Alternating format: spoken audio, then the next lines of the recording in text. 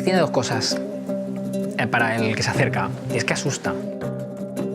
Es como el flamenco, que son, no sé, 40 y pico palos. Te vuelves loco y Jerez empiezas a pensar y dices, bueno, que es que están los amontillados, los olorosos, la manzanilla, los finos, las manzanillas pasadas, los palos cortados, eso en los secos. Luego te metes en los Pedro Jiménez, o sea, es una locura de clasificaciones. El vino de Jerez siempre ha sido elemento médico, como desinfectante, como nutriente, como excipiente para ayudar a tomar algo que no te sentara bien. Recuerdo el momento de sequedad, de amargor, de una cosa que ahora me enamora, que le llamamos el cuchillo. Y es que no es un vino fácil.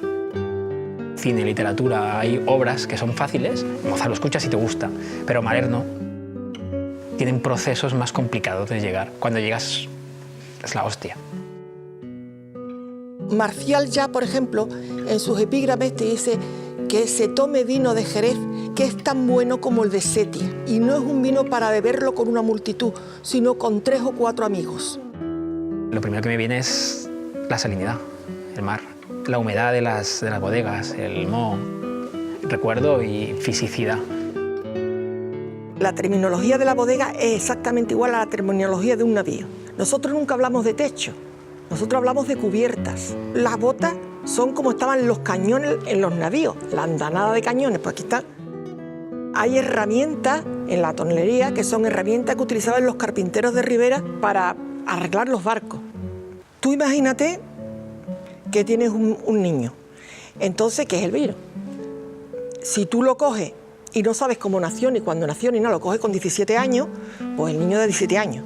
Pero es que yo, como sé cuándo nació, de cómo se hizo, es muy interesante, porque tienes el documento en la mano derecha y estás mirando hacia la izquierda y estás viendo lo que te está poniendo el documento, las raíces antiguas. No todo el mundo llega todavía a esta conclusión. Y se puede llegar a la empresa a través de la historia. Los capataces de las bodegas, cuando tienen el mosto, cuando el vino fermentado y está el vino preparado, por la nariz y por el aspecto que tiene ya lo llevan hacia un sitio o a otro. Es como un colegio. Ellos son los profesores y ellos ven un niño que va más a ciencias, lo cogen y lo llevan a la clase de ciencias. De entrada lo llevan hacia la crianza más biológica, que son vinos más sutiles, más frescos, más minerales, y la crianza oxidativa son vinos son abuelitos más reflexivos, más cansados.